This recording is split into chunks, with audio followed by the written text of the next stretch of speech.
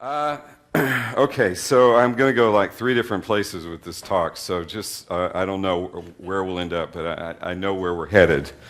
I started this whole idea off that we were talking about frog kissing, and I was absolute that we were going to focus on frogs and princes and all of that. And I brought a frog this morning as a lesson, kind of object lesson. It was a big frog, and I had it on the altar just a little while ago.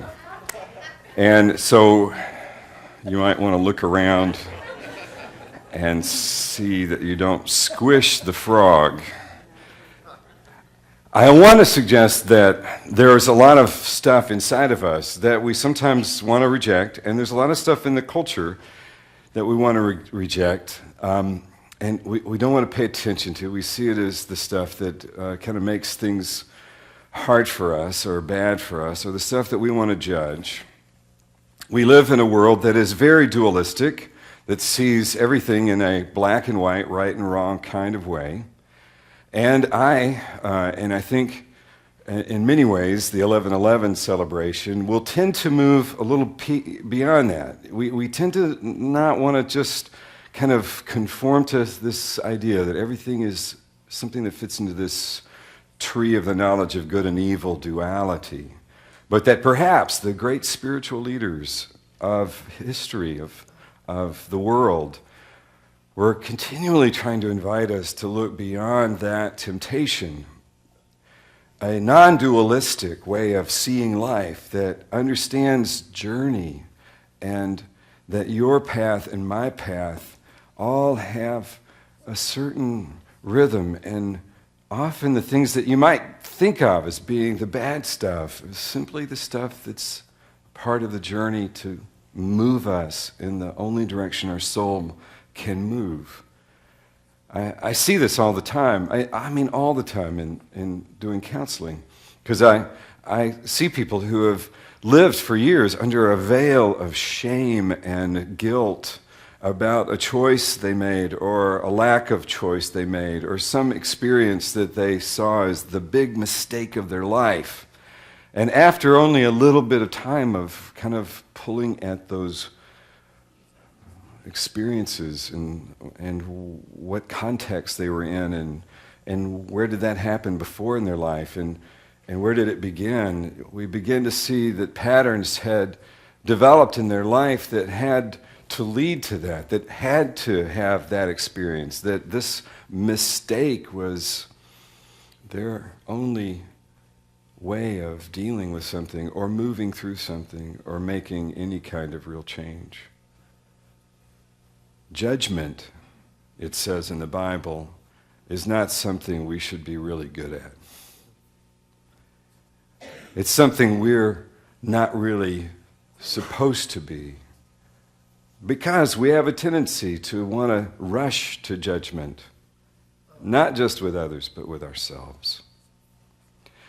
And what I find is more often in a relationship where someone kisses the frog, where someone can say to you, I know whatever struggle you're in, that you're lovable, you're a human being deserving love and compassion.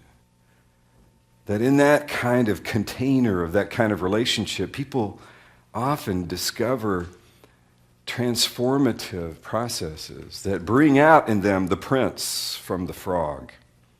Sometimes out of the very most ugly moments of their lives, discover that which was always meant to be connected more to their royal personhood.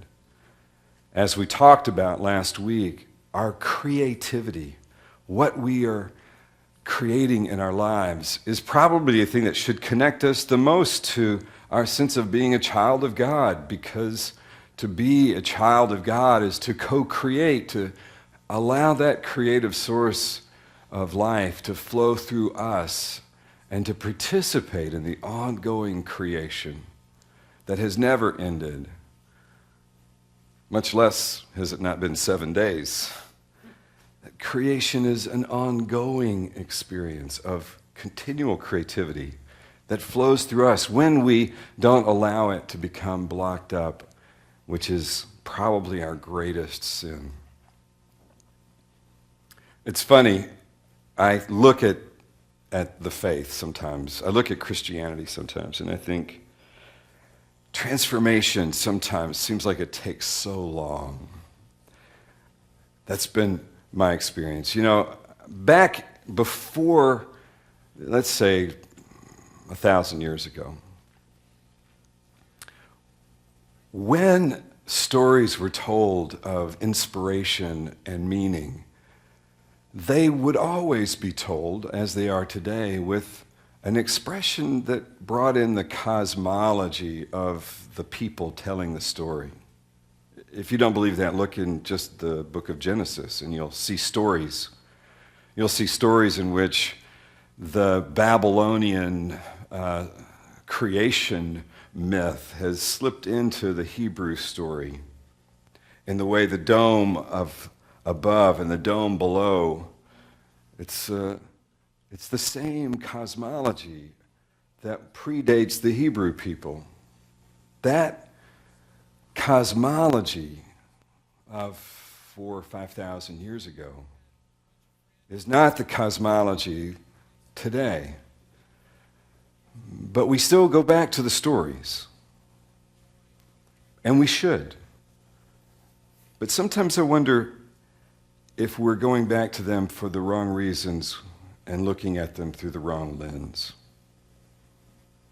Once stories become concretized as having one meaning, they can no longer transform as human consciousness grows, as that creative process continues to flow through us, as God continues, let's say, to continue to birth life through us. It used to be that stories could change. In the oral traditions that existed before the printed word, in any oral tradition, if a story began to not really fully express now what the community was coming to as some new real sense of truth and meaning, it could change. The stories would gradually change. And then they invented something called the printing press. And once you have a way of seeing the world that is in print in front of you, it's really easy to confuse that with the word that flows through that language. The word, the dabar, in the Hebrew, it means the creative energy of God. Dabar. Not logos. Not the printed word. We, maybe, as a culture, have gotten really into kind of glorifying the printed word. And in the process, often cutting ourselves off from the creative word, the creative energy of God. I think, it's interesting, too. I mean, we're about to come up on elections this week, right? So Tuesday, there's the elections, and I have watched a fair number of political ads in the past month. I don't know about you, but it's been kind of interesting to watch all of these political ads because there's so much talk of God in these political ads. And there's so much talk about Christianity.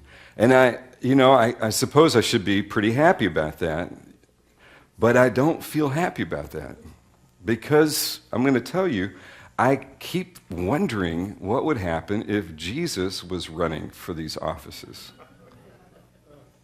I keep wondering about that. I mean, I'm wondering if you saw an ad on TV where someone not white, who, as a neighbor of mine not too long ago said to me, probably would to them look like they call a towel head. That was the language I heard. What would that image bring forth from the Christian population of Texas? I wonder if there was a slogan beside that said something like, "Blessed are the peacemakers," or "Blessed are the meek," or "Turn the other cheek," or any of the other things that might run through our minds, like "You who are without sin, cast the first stone," which is the one that's coming home to me right now. So I wonder if I would I vote for that person? It's interesting, isn't it, to be a part of this community, and this grand community, much of which names itself Christian, and to know in your heart that the person, the human being who walked the planet 2,000 years ago could never be elected. I mean, maybe if there were a few miracles involved, I suppose. And as long as he didn't talk too much, he would need someone to spin everything. Maybe we could get Judas for that.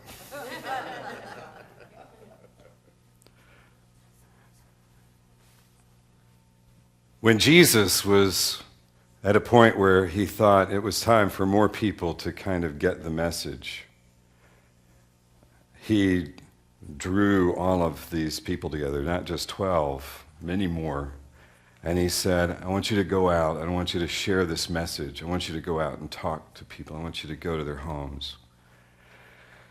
And sometimes when we kind of hold that story in our minds, we think Jesus is wanting people to go out and preach, go talk, go door to door, kind of like Amway. Have you heard about Jesus? And it's kind of like a survey taker, kind of that stuff. I kind of imagine it very differently. I hope maybe it was like this, that when they went to all these places and these homes, that what they were really about was doing a lot of frog kissing. Because, I could stand up here right now and make all these judgments on us and on the culture that we live in and the struggle that I see with how a spirit of compassion does or does not flow through our culture. But judging that stuff is probably not all that helpful. It's probably more likely that it's in our process of loving others into their own experience of compassion, past their own fears of judgment, that may be most transformative of the world that we live in. But Jesus did also tell those who would go out to be the great frog kissers of his time, you're not going to get welcomed everywhere you go. It's just not going to happen. What a realistic thing to add to the story. There are unavoidable losses. In the harvest, there are the crops that will spring and grow, and there will be those that just can't get it. They just can't get there. Or you're just not the right person, maybe, at this moment to speak that for them. And it seems to me that part of one of the things that keeps us stuck with our creativity is when our bit of truth, our little piece of wonder, our giving birth to some creative thing in the world around us falls flat and isn't received. And so as we think this last week of the series that we've been doing on the Artist Way about how is it that we continue this process of living out the dabar, that creative energy of the Creator through our own lives, And the way that gets blocked, one of the ways it gets blocked is, as we offer it, it's not received. What are we to do? I want to suggest having a strategy for knowing there are times to walk away is important. Because for many of us, immediately what happens is we feel rejected, we feel shame, we feel humiliation, and we begin to do all the stuff with our own frogs that we were trying to make better for others.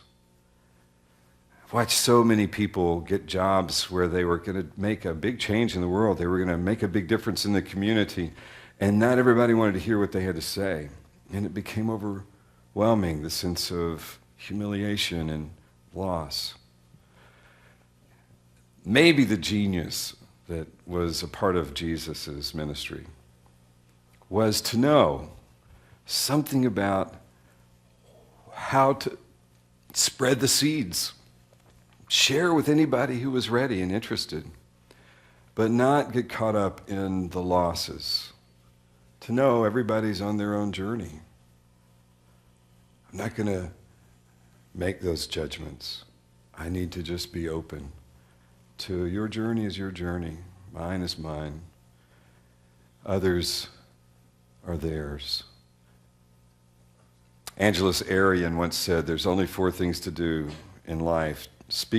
Show up, pay attention, speak your truth, let go of the outcome. Most of us in here are pretty good at showing up and pretty good at paying attention, as long as I don't ramble on too much longer. Sometimes we've lost our voice at speaking our truth. Mostly, I think, sometimes because we didn't know how to let go of the outcome. And when the outcome didn't come the way we hoped it would, we just stopped speaking our truth. What is your truth? What's the truth of your heart that you want to speak? What do you feel called to? I said one thing today about Christianity and about elections. How does that work inside of you? What is it that your truth wants to share? What is the truth that you want to speak? Maybe if Jesus were here, he would be telling all of us, quit looking in this printed place for the wisdom that's already inside of you. My suggestion to you is to listen to that and begin to speak that. To trust that word. But no, there'll be times where it will lead you to other truths that are more important, or that it will fall on ears not ready. Richard Bach, who wrote Illusions, The Adventures of a Reluctant Messiah, and Jonathan Livingston Seagull, and all those other books, once said it this way. He said, if you let your light shine, you will draw to you those who have something to learn from you and those who have something to teach you. If you don't let your light shine, you get neither. Amen. Anybody find